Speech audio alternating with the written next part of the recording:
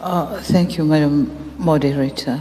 And I must say that I've been envying my panel members using their national languages, and I would like to use this opportunity to do the same. So I'll switch from English to Swahili. Yeah. Umeniuliza swala la sanction. Abategetsi benshi b'ibihugu vya Afrika iyo bitavye amanama mpuzamakungu ku migabane ya Aziya, Uburaya canke Amerika, bavuga icongereza, igifaransa, ikiespanyol canke igiportuge, indimi twarazwe n'ubukoroni. Ni gake cane kabaho umutegetsi w'umunyafrika afata ijambo muri izi nama mpuzamakungu akavuga mu rurimi rw'igihugu ciwe.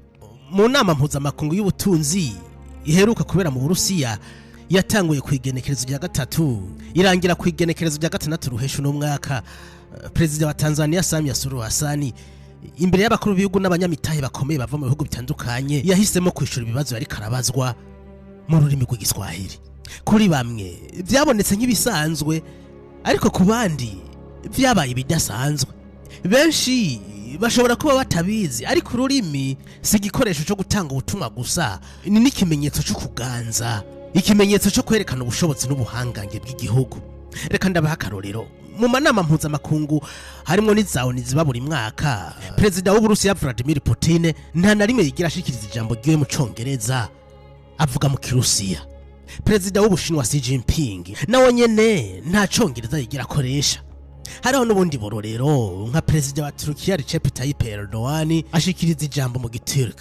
Muri aya manama nta tegeko riba rihari iryo gushikiriza ijambo mu rurimi kanaka, ariko ni kubera ko abakuru b'ibihugu vya Afrika na cane cane Afrika yo munsi ya Sahara bavuga mu Congereza, mu Gifaransa canke mu Giportuge.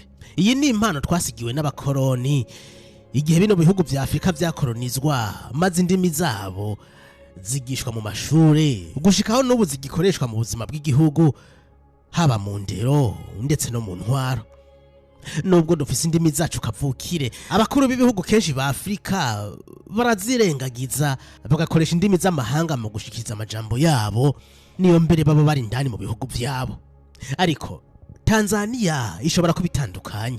Iki gihugu naco nyene carakolonijwe, ubwa mbere haza Abadagi, mu nyuma haza Abongereza, aba bakaba baje inyuma y'intambara ya mbere y'isi yose. Ariko Tanzania imaze kwikukira, Mwarimu Julius Nyerere yakoresheje filozofi yiwe ya ujama, maze akoresha ururimi rw'igiswahili mu kunga abanyatanzania. Nubwo icongereza cagumye gikoreshwa muri iki gihugu ca Tanzania, igiswahili cabaye ururimi rw'ubuzima bw'igihugu haba mu mpande zose. Perezida Magufuli niwe yakunda kuvuga ati ntimuze migire mutegwa isoni n'ururimi rw'igiswahili. Ninawaomba sana katika swala la Kiswahili tusione aibu. Mimi nilipoingia madarakani nikaanza kutoa hotuba zangu kwa Kiswahili, niliambiwa sijui Kiingereza, wala sikujali. Huyu hajui Kiingereza, kana kwamba kujua Kiingereza ndiyo maana yake kusoma. Uyu mugabo mu bihugu byose yajamwo amajambo yiwe yayavuga mu Giswahili, ndetse benshi bakibaza ko atazi n'icongereza. Ivyaramutangaza ukuntu yahejeje amashure yiwe yiga mu Congereza, anashira ko na doktora, maze akibaza niba ateze yanditse mu Gisukuma, ati kindi ajishinga so promoting icongereza, nshira imbere ururimi rw'igiswahili, ururimi rwa Nyerere, baba wa taifa. Wakasema sijui Kiingereza. Nikafanya PhD ya isomaz, isoanacetic acid, bado wanasema sijui Kiingereza.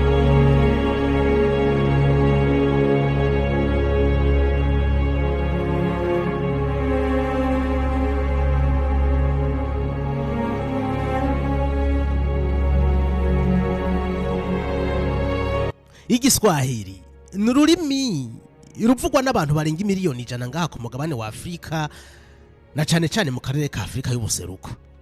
Mu mwaka wa 2022 ishirahamwe ry'ubumwe bwa Afrika ryashize ururimi rw'igiswahili mu ndimi zishobora gukoreshwa muri uyu muryango. hampande y'Icarabu, Icongereza, Igifaransa, Igiportuge n'Ikiespanyole, Igiswahili naco nyene carongewemwo. Muri iyi nama y'ubutunzi yabereye mu gisagara ca St. Petersburg mu gihugu c'Uburusiya, mu guhitamwo gukoresha Igiswahili mu gutanga ivyiyumviro vyiwe no kwishura ku bibazo yarabajijwe, Perezida Samia Suluhu Hassan yari yibukije benshi ko Afrika idakwiye imisi yose gukoresha indimi z'amahanga niyo ho bari mu manama komakomeye mpuzamakungu. Arazi neza ko Igiswahili atari ururimi mpuzamakungu, ariko yatanze ubutumwa bwerekana ko umunsi umwe Afrika izokwigenga nayo igashira imbere ubutunzi bwayo duhereye ku rurimi, imico n'akaranga twambuwe kuva umunsi ibihugu rutura bifata ingingo yo gukoloniza Afrika. Umeniuliza swala la sanction na tutafanya vipi kwenda kwenye maendeleo. Nataka nikuhakikishie kwamba Tanzania haiko kwenye sanction. Hatuko kabisa kwenye sanction, na tunajipanga kufanya maendeleo ya nchi yetu, lakini hatuko kwenye sanction.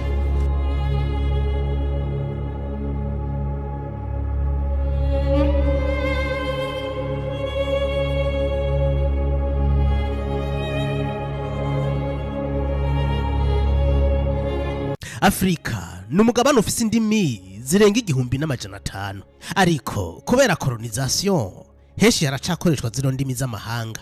Uribaza ko bizoshika umunsi umwe Afrika ikagira ururimi rwayihurirako mu manama y'abayindani muri Afrika canke hanze yaho? Ese hoho vyoba bikenewe ko Afrika igira ururimi rwayo? Twandikire muri commentaire kuvyumva, ufyonde like na subscribe.